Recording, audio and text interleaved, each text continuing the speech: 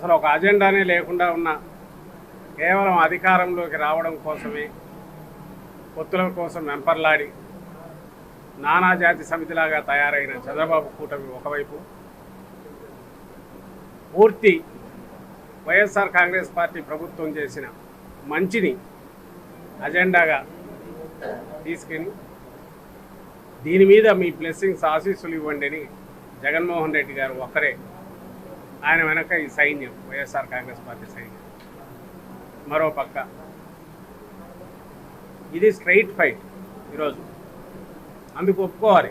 చంద్రబాబు నాయుడు ఏం చేశాడంటే ఈ నానాజాతి సమితిలో కనపడిన వాళ్ళందరినీ కలిసుకొని ఒక పక్క నిలబడినాడు. మనం ఏం చేసామో ప్రజలకు తెలియాలి, ఆ ప్రాతిపదిక మీదే ప్రజలు నిర్ణయం తీసుకోగలగాలి అనే ఆలోచన కలిగిన జగన్మోహన్ రెడ్డి గారు మా పార్టీ వైఎస్ఆర్ కాంగ్రెస్ పార్టీ